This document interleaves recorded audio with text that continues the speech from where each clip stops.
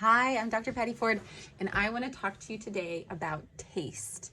And I want to ask if you truly taste your food, and why does this matter? Why do you even care? There's a lot of research in psychology about how being present can actually help satisfy your experience more, therefore will lead to a more satisfying experience. You're going to probably enjoy less of the food, which leads to less mindless eating, less overeating, which will then lead to less unwanted consequences, whether that be digestive distress or any sort of changes with your body. And so the art of taste, it's one of your senses, and in order to access that sense is you need to pay attention. You need to really notice what's happening for you in the present moment. And so you have 5 senses. One of them is taste. You can also see, smell, touch, or hear. And a lot of times sight of food is really easy. You can see what you're eating, and then there's stories attached to that food, whether the food is good for you or bad for you, or maybe past experiences. You have kind of memories flood up, and then all can happen in nanoseconds. That's going to influence your eating experience. But so many times in my 20 years of working with people there is this lack of actually tasting what you're eating, unless all of the stars are aligned, and that is what the environment is suggesting. So a lot of times when you taste food, you're at a table, and that's the point, is to taste a new recipe.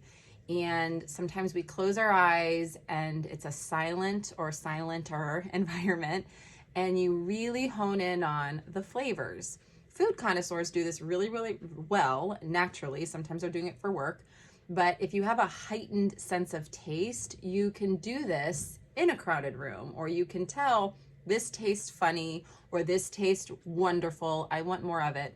But what's happened in our overstimulated society is we're missing out on the experience of the taste, and we're wanting the effects of food feeling really good. We want that dopamine effect. And food is one of the easiest ways to feel pleasure or dopamine without getting in trouble. You can hide in plain sight. You can overeat really easily and check out and cope with food, and it's functional and we have access to it and it's not illegal. And so you can do a lot of things. I want to challenge you to focus on, how can I identify the taste? Because it will have beneficial effects of being present. And when you're present, you're in the now, and you're out of the past, you're not in the future, and that's all that we really have. So try it, and then come back and comment and let me know how it goes. And if this was valuable, if this is helping you in your journey with food, body weight, or eating, I would love to know. And if not, that's okay. I have a couple different exercises that I go through with my clients on how they taste their food. And it's really a sensitive terrain, because it can bring up some things that have happened to you in the past or now, or the stories that you have. But it's a really cool sense to explore. So good luck. And if this is helpful, follow along. And thank you so much.